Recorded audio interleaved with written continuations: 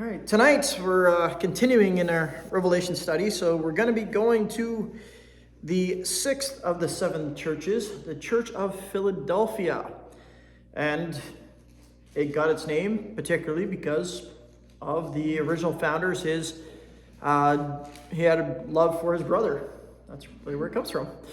And that's how it is. So, as always, as we look at these churches, what we do is we break down first the history of the city, because every church that we've looked at and the letter that Jesus speaks gives, he makes reference to something in the history of the church, be it what's around them or whatnot. So like where Sardis last time, he says you have a reputation for being alive, but you are dead. That fits well in with the fact that they had a necropolis right there. When we had the church before that with Thyatira, so you get the place where Satan has his throne. That makes sense when you understand that there was a big altar of Zeus that overlooked the city. And so it's why it's important to know the historical background of each city a little bit. And as a side note, that's important when we study the scriptures. When we talk about context, that's one of the things that's most important, is knowing where something was said and what the culture was at the time. Because we can often come to a text and we put our own culture into it very easily, kind of thing. For example, one of the things that's interesting is if you remember when Peter denied Jesus, it says, and Peter swore and said he did not know the man. In our language, what are we thinking of? We're thinking he cursed, he's using language that he shouldn't. But more than likely, it means he took a vow. He's like, by this, I tell you, I am not, kind of thing. And so to understand the cultural impact is important when we study the scriptural texts. And so that's why I give you the background to each city. And so tonight we're going to be learning a little bit about Philadelphia, and we're going to look at the background, the message that Jesus speaks to the church, seeing how it speaks to us today. So let's read it first. Revelation chapter 3, starting at verse 7 down to the 13th verse. And the angel of the church in Philadelphia write, These things says he who is holy, he who is true, he who has the key of David, he who opens and no one shuts, and shuts and no one opens. I know your works. See, I have set before you an open door, and no one can shut it. For you have a little strength, have kept my word, and have not denied my name. Indeed, I will make those of the synagogue of Satan, who say they are Jews and are not, but lie. Indeed, I will make them come and worship before your feet, and to know that I have loved you. Because you have kept my command to persevere, I will also keep you from the hour of trial which shall come upon the whole world, to test those who dwell on the earth. Behold, I am coming quickly. Hold fast what you have, that no one may take your crown. He who overcomes, I will make him a pillar in the temple of my God, and he shall go out no more. I will write on him the name of my God, and the name of the city of my God, the New Jerusalem, which comes down out of heaven from my God, and I will write on him my new name. He who has an ear, let him hear what the Spirit says to the churches. All right. Now, as you probably noticed there, one thing that's a little different with the Church of Philadelphia, it's one of the only two that doesn't have anything negative about it. In other words, we're kind of used to the patterns, like, here's where you're doing well, nevertheless, I have this against you. But Philadelphia doesn't have that. But one thing that I do want you to note here is we're going to be doing some comparing of Philadelphia, the Church of Philadelphia, to the Church of Sardis, because they're almost the exact opposite of each other. Where Sardis pretty much has nothing good about it, Philadelphia has nothing bad about it.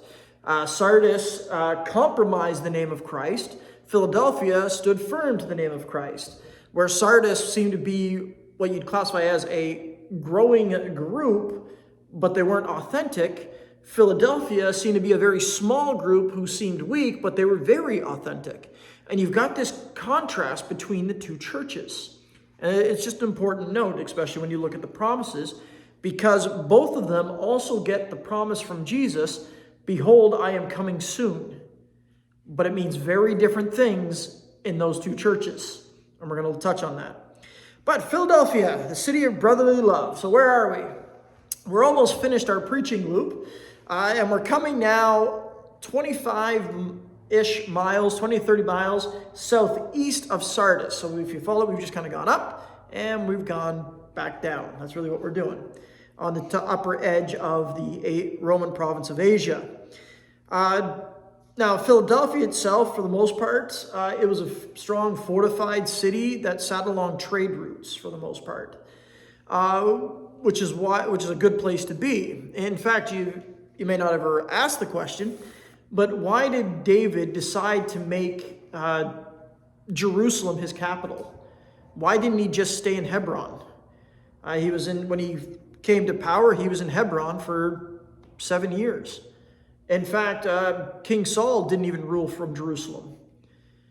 So why did David conquer Jerusalem? Well, actually, there was a very good reason for it, functional reason. Of that area, there were 4 main trade routes, and Jerusalem owned 2 of them. And if you own the trade routes, guess what you can do to those trade routes? You can tax them. So Philadelphia was built in such a place, so that the trade routes would come through, and guess what they can do? They can tax. They can make money that way. It's just an economic strategic thing.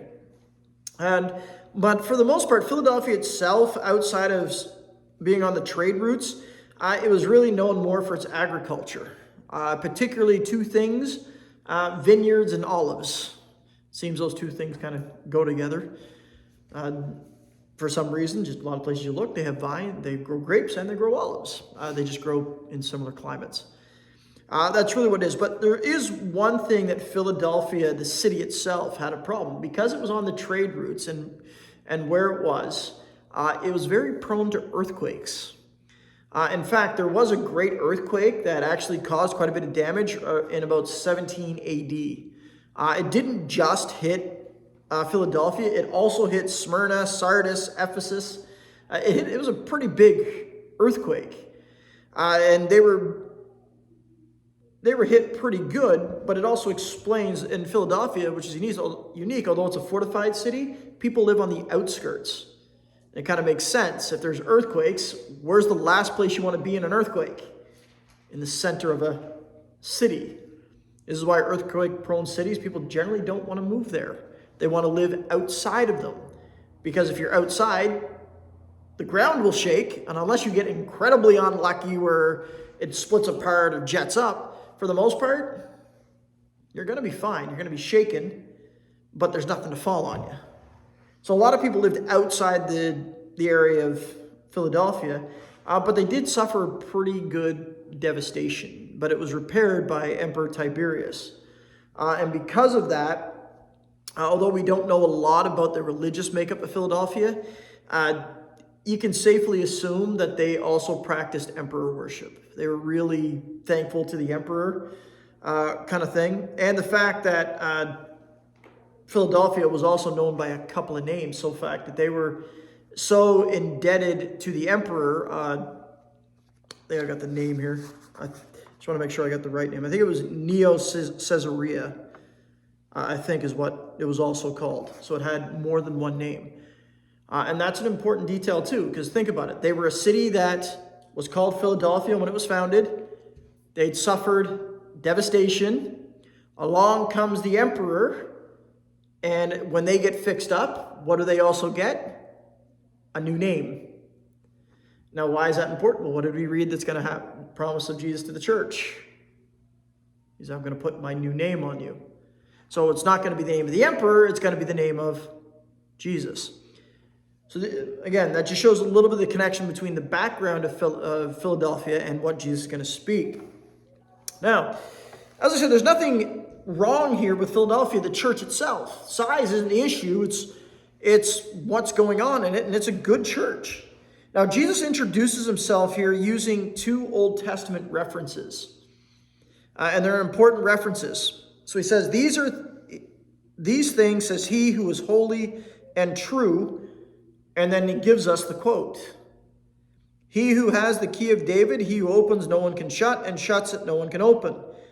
Now, there's 2 spots there. So he who is holy, he who is true. He's actually quoting Hosea, the prophet. I'm going to go there because I want you to hear the whole thing.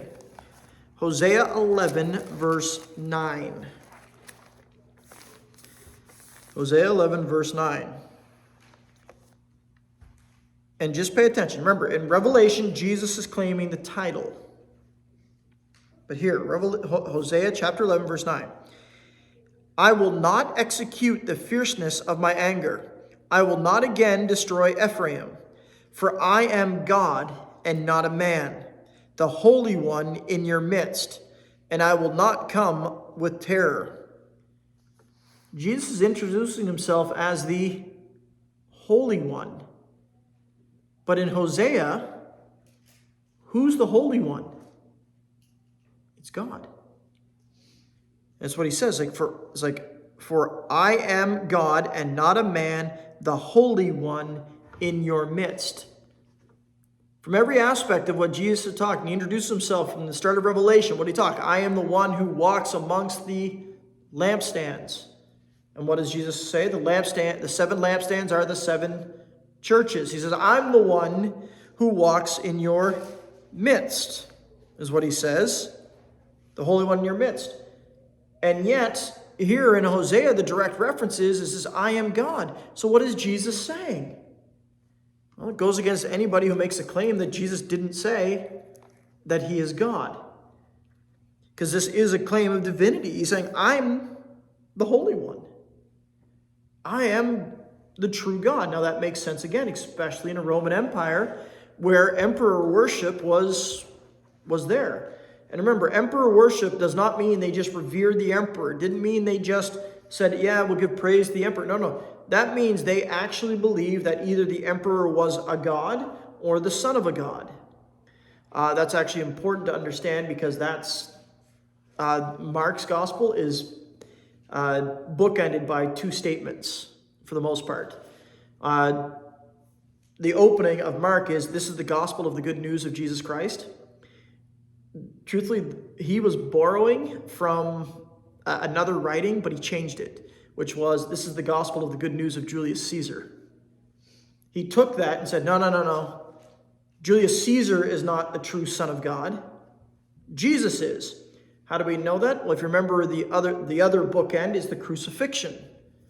And what does the centurion say at the crucifixion? Surely this man was the Son of God. That's Mark's whole thing. From start to finish, that's what he's proving, that Jesus is God. And so you have Jesus showing that claim. It's like, the emperor isn't God. Tiberius isn't God. I am God. And I am in your midst. And he says, unlike the emperor and unlike man, he says, I am true. That means I'm trustworthy. What I say will come to pass. I will keep my promises. I don't hesitate. Paul writes 2 Corinthians 1:20. Every promise God has made is yes through Christ. And so when he claims that he is true, that means everything he says will come to pass. That is both the judgment and that is both the salvation. For the church of Philadelphia, that is a good thing. That is a very good thing because they're getting a nice promise. So Jesus introduces himself as I am God, and I hold to my word. I speak what is true. And then he says, and I am he who has the key of David, he who opens and no one shuts, and shuts no one opens. Now that is a direct reference to Isaiah, the prophet. Isaiah chapter 22. And I'm going to go there. Isaiah chapter 22. This is what I was doing before. I was marking my passages so I can just flip to them. For you, it'll take a little bit longer. Isaiah 22. Now, to understand this, the Lord has proclaimed judgment, but he's going to rise up a servant who's going to secure them. Now, to back it up, I'm going to back up to verse 20. Isaiah 22, verse 20, and I'm going to go down to 23. He says, then it shall be in that day that I will call my servant Eliakim, the son of Hilkiah. I will clothe him with your robe and strengthen him with your belt.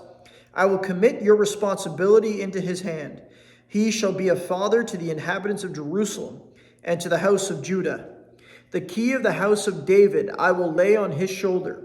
So he shall open and no one shall shut, and he shall shut and no one shall open. I will fasten him as a peg in a secure place, and he will become a glorious throne to his father's house. So in other words, what was happening, Israel, you got to remember, was under judgment during the time of Isaiah. And he's saying, I am going to give the authority of Israel to my servant Eliakim.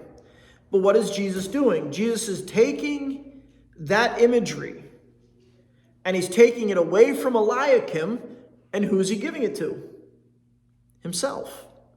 I'm the one who holds the keys to the kingdom. I'm the one who decides what is right and what is not. I'm the one who decides who's in and who's out. I'm the one who decides who's really a part of my Israel.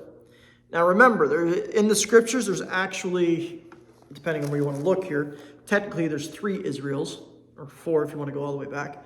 But in the New Testament, there's 2. Now why do I say 4 Israels? Well, there's Israel, the original person, Jacob, whose name was changed to Israel. Then there's Israel, the nation. And then the prophet Isaiah talks about Israel, the servant, because he actually talks about Israel, the nation. And then he talks about a person named Israel, which is the Messiah. And then and then the New Testament makes a distinction between national Israel and the true Israel. Romans chapter 11 makes a distinction there, and even Jesus does make it here in Revelation chapter 3. And so both those are important. But here what is happening is Jesus says, I'm the one who will decide who's in the kingdom and who's out of the kingdom. And there's a good reason for that, because there was a challenge to the church of Philadelphia that we believe. There's a little bit of speculation here, because although I don't think it's too far off the text, of something that was happening to that church as they faced difficulties. But ultimately, Jesus is saying, this is what Jesus is introducing himself as to this church. They understand it. I'm God, not the emperor. Nothing else. I'm the only one. And what I say is true, and it will come to pass. I will never doubt. And I'm the one who has the authority. I'm the one who has the ultimate say on who's in my kingdom and who's out of my kingdom. That's what he's saying. And that's his introduction. For the church of Philadelphia, that would be an encouraging thing. And he says, I know your works. Where have we seen that before? Remember I said, remember Sardis? If you go back, I know your works. So I said Philadelphia and Sardis are complete opposite churches. They're only like 30 miles apart at the most, yet they're so different. So different. So Philadelphia, I see your works. He says, I know you. I know you. And that's encouraging for a small group. Why? You remember, unlike Sardis, where Sardis seems you got a reputation of being alive, which in our modern day, like you're a church that, yeah, people talk about, they know about you, they see you. It's like we see it. But then you've got this church of Philadelphia, and I want you to compare that. Think about a small country church in the middle of nowhere, yet they're faithful. And they're going, they think, you know what, we're all alone here, and that's what Philadelphia probably felt. And Jesus is like, no, I see you. I see your works. I see what you're doing. And in this case, he's pleased. There's no negative here saying, yeah, you have a reputation to be up. No, it's just, I know your works. It's like, know that it's not unknown to me. I know what's going on. I see your struggles. And then he picks up that imagery from the keys. And I know your works. See, I have set before you an open door that no one can shut. Now, here we're going, okay, what is he talking about? Because this is a little difficult to understand. There's really 2 ways of understanding this. One, that some like to take this, is, given Philadelphia was on the trade route, it's a reference to the fact of evangelism. That and missionary work. That Philadelphia has this, they're going to have an open door for missionary work and evangelism. Is that possible? Sure, it's possible. Is it likely? I'm going to lean towards no, and there's a reason for that. That's never been indicated in any other church outreach in that case. Jesus always talked about the condition of that church. Two, it doesn't fit the context of the next verse. Remember I told you there's context of historical reliability. You got to know when it was written and the culture it's written to understand it. The second one for context is you got to know the verses surrounding it.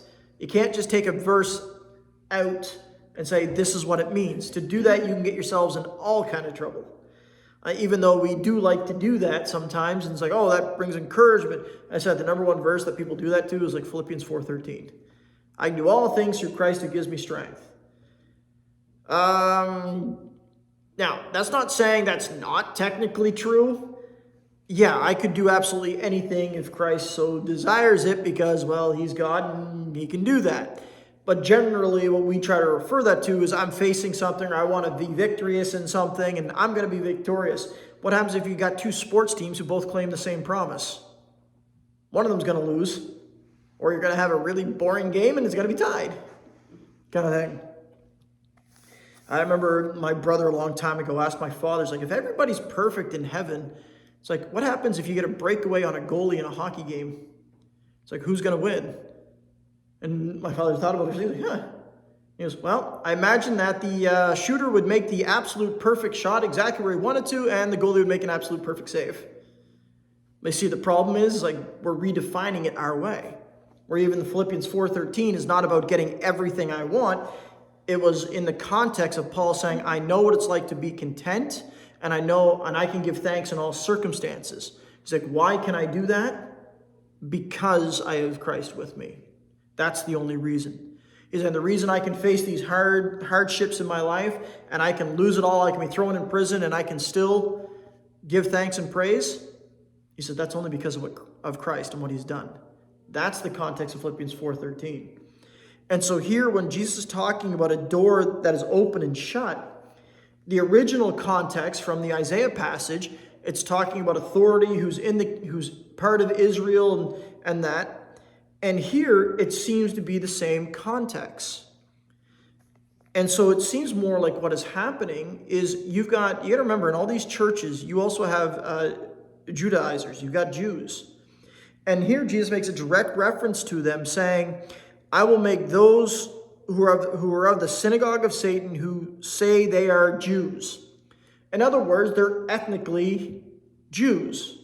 They can track their lineage. They can say that's what we are. And it almost seems that what is happening is they're trying to shut the door to the kingdom on these Gentiles. Why? Well, obviously it's going to have to do with the synagogue. And this synagogue, why would it be a synagogue of Satan? You go, why would Jesus suddenly call a synagogue of Satan? Why? Because odds are they've denied that Christ is Messiah. They're denying Christ. And one of the things that we've done in our modern culture that I think has done damage is we've completely separated Christianity from Judaism. Christianity is not completely separate from Judaism. It is the natural expression of what Judaism was supposed to become. True Christianity, that is. Why? Because Christ is a fulfillment of it. He's the fulfillment of the Day of Atonement. He's the fulfillment of the sacrificial system. He's the fulfillment of the high priest system. This is what the book of Hebrews is all about. He's the fulfillment of the Sabbath. It all finds its fulfillment in Christ. And so the Christians of that day, they didn't see themselves separate from Judaism. And one of the early problems that they had in the church, when Christianity suddenly spread to the Jews and the message of the cross spread to the Jews, it wasn't spread as Christianity, it was spread as Judaism. In other words, this is the growth of it. And so you can read about it in the book of Acts. They suddenly went, we've got these Gentiles now, what do we do? And they're like, well, they got to keep the law. And they go, wait a minute, we couldn't even keep the law. It's like we failed miserably in keeping the law. So why would we want to put that on them? And that's when they come up. It's like, well, there's two things that we'll pass on. It's like, do what you do, but abstain from meat sacrificed to idols, abstain from eating things with blood in it. It's like, and abstain from sexual immorality. It's like, that enough is going to separate you. It's like, that's it. And so they didn't say you got to commit, but here, one of the things that you were having happen, and you can see this in the book of Galatians, because Paul asks the question in the turning point of his letter to the Galatian church, when he asked him the question, I was like, were you under the law when you were saved or not? It's like, if no, then what makes you think you got to now be under the law? In other words, what had happened is Judaizers have come into the church saying, well, now you've got to do this, and this. And so more than likely what's happened in Philadelphia is they're coming in and saying, unless you're part of us, unless you're part of our synagogue, well, then you're not really part of the kingdom. We're the people of God. And you've got to become one of us to get in. Yet Jesus never said that. And to the point that in the synagogues, as the followers of the way continued to expand, they would write into one of their things that you'd have to say at the synagogue that would be a direct violation for the Christian, because they would have to publicly deny Christ. And they couldn't do this. And so what was happening is they were being thrown out. And so if you're thrown out, this is a major thing. You got to remember, excommunication in Israel was a big issue. That means you lost land rights, you lost inheritance, you lost your namesake, you lost everything. And so it's a major threat. And so what does Jesus say to him? He's like, look, it's like, I'm opening the door that no one can shut. What's he talking about? They can't determine who's out of the kingdom.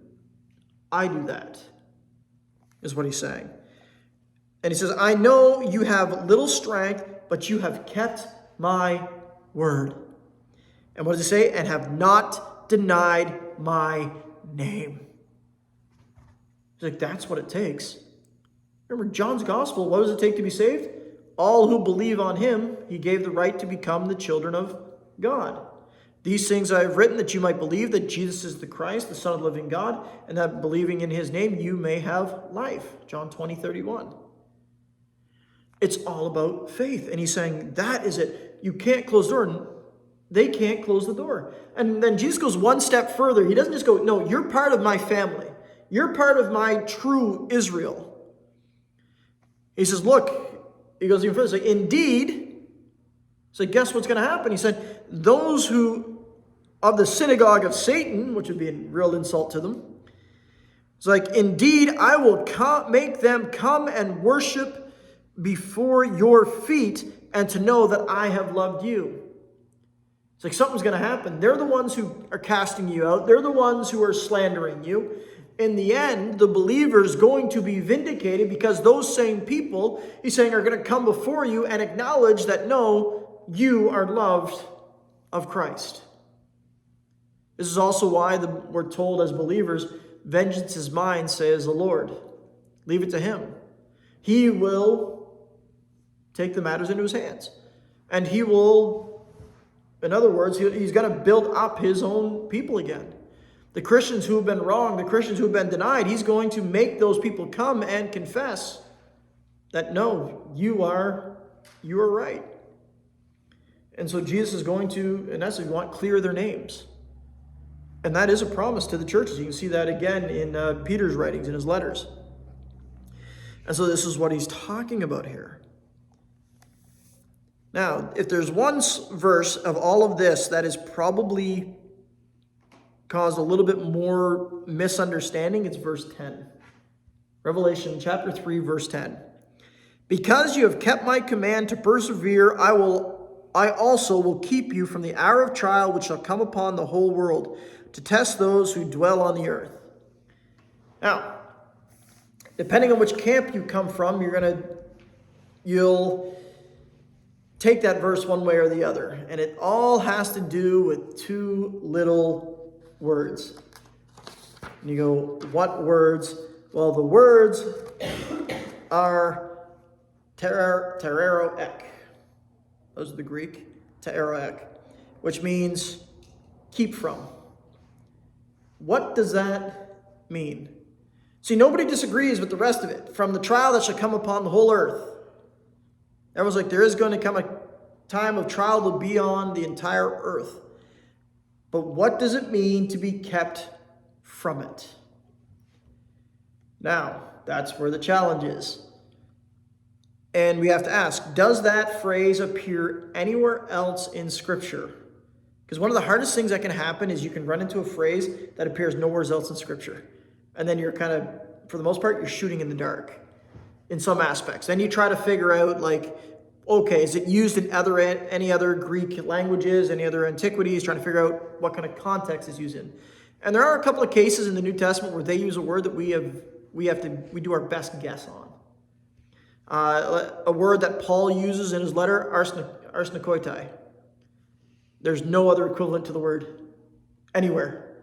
It's a word that he coined. And you go, how do we know what it means then? In that case, we know it because Paul was using the Greek Septuagint. That would be the Greek version of the Old Testament, which was often used by Jews in the first century. And he used two words and he combined them to make a compound word, is all he did. Think about it. If I said, okay, there are some times that people go crazy. Now, what does that mean? That means there are specific areas where people go crazy. That's two different words, right? But if I say, I will get to it sometime, that's a compound word. We've just taken two words, stuck them together, and created a new word. That's what we do. Paul does that with arsenokoitai. If you're not familiar with what the words are, it means men and who go to bed with. In other words, he was they didn't have a word in the Greek language particularly for men who engage in sexual relations with other men, so Paul creates one. So in other words, he said what he means in a kind of way. But here, we do have a case where it's used one other time, and it's used by Jesus, believe it or not. John 17. John 17:15. And if you're familiar with this is Jesus' prayer after the Last Supper. He's praying in context for the disciples, for those who come after. But this case is for the disciples. And I'm going to back up just to verse 14 to give you a little more context here. I have given them your word, and the world has hated them because they are not of the world, just as I am not of the world.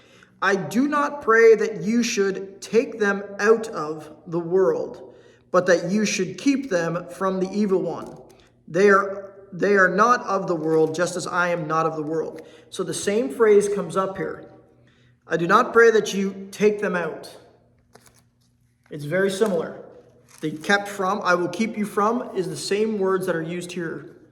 Our English doesn't quite grab it. That's one of the nuances of language. But it uses the same language. And so now it raises an issue. In John 17, Jesus clearly says, I want you to take them out of, but I keep them from, but I don't want you to take them out from. And yet for Revelation 3:10, it often gets used to remove them completely from. Now, which way is correct? Truthfully, you can make an argument for both ways, truthfully. Why? Because the context is a little bit different. And context also helps to determine phrases. In the case of John 17, what is Jesus referring to? He's talking about the enemy. He's clearly talking about a spiritual force kind of thing. Where in Revelation 3, he seems to be talking about a period of time that's going to strike everywhere on the earth. And so you go, that means that the only way to be kept from that is to be removed from. That's one way to understand it. But there's also precedence for the other opposite, where kept from also means just not to experience the event. And what I mean by that is think of the plagues of Egypt. When God told Moses, I'm going to cause darkness come on the whole land, but now I'm going to make a distinction between my people and the Egyptians. And so there was darkness over the entire land, except for where? In the land of Goshen. And so in that same argument says they were kept from experiencing the plagues. Even though the whole land hid it, they were kept from it. What does he mean here in Revelation 3:10? You can argue either way. And it's gonna depend on what framework you come from.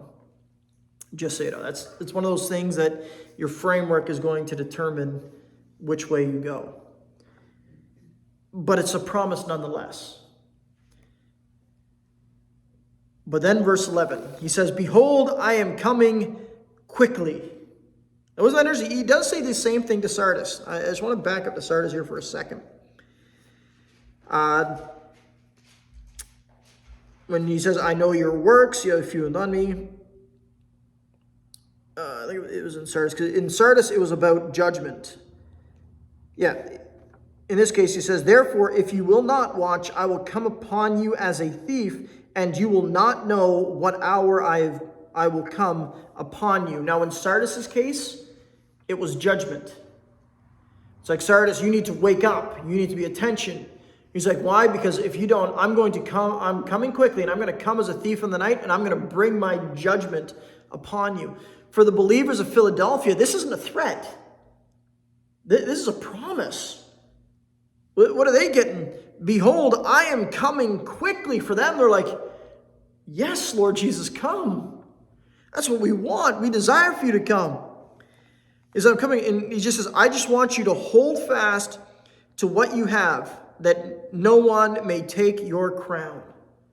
Now, here, what crown is he talking about? I had to do some study on this to try to narrow this down.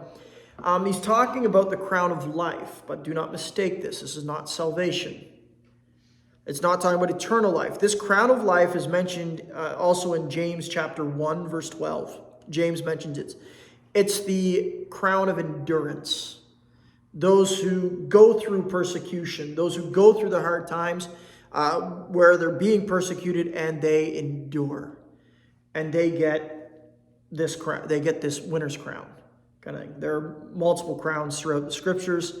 There's the martyr's crown, the crown of endurance, the shepherd's crown. These are all crowns that can be given. And how do we know it's not? These aren't referring to salvation. It's not a "you can lose your salvation" passage. Paul talks about the judgment. He says the great white throne, the deeds judgment. It says the person themselves will escape, but all their stuff will be burned up. And so for the church of Philadelphia, he's saying, hold on, you guys have a crown reward coming. It's like, it's the crown for endurance, it's the crown for perseverance. Hold on, so when I come, that you will receive this crown. That's the same crown that Paul wanted. When he says, I want to take hold of the crown that I've been called for. He says, I want that. And why do they want a crown? So they can worship before Christ and give it to him. And so this is what he's saying. So he's telling them, I'm coming soon. That's a blessing for them. That's a huge blessing for the believers. It's not a threat, it's a promise. And then he drives home. He who overcomes, I will make him a pillar in the temple of my God, and he shall go out no more. Now, why is that important? What was Philadelphia prone to? Earthquakes. What do earthquakes do? Knock everything over. And so where would they live to be safe? They live outside the city. What is he saying? He's like, no. I'm going to bring you into my city.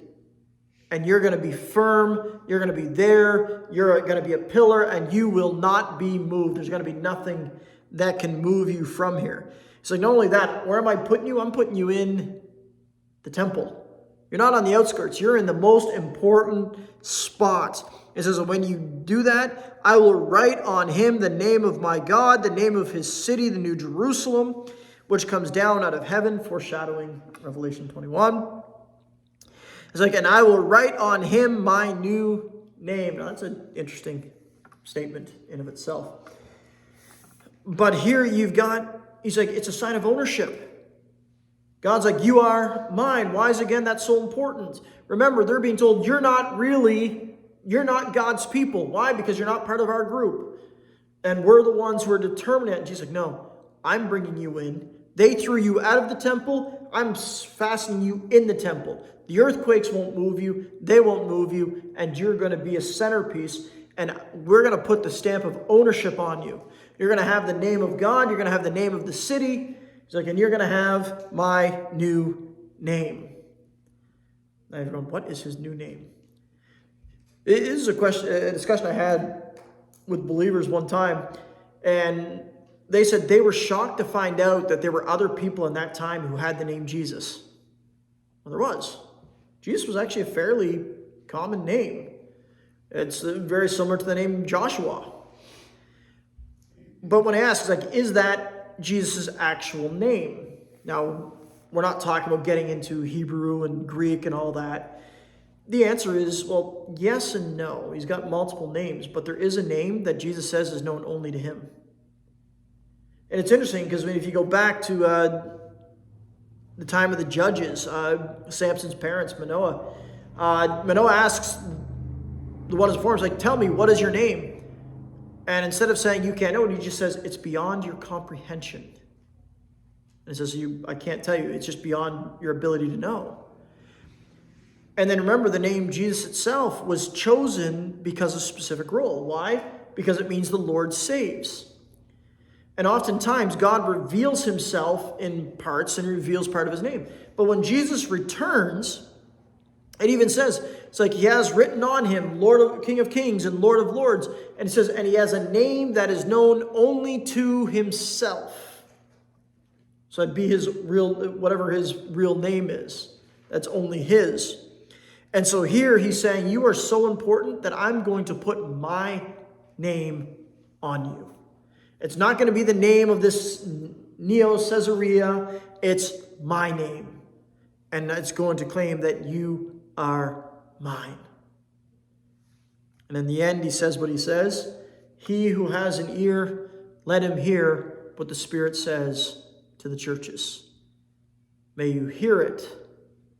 May you not just listen. May you understand. He says, I'm coming quickly. And that's a promise that gives encouragement to the believers. All right.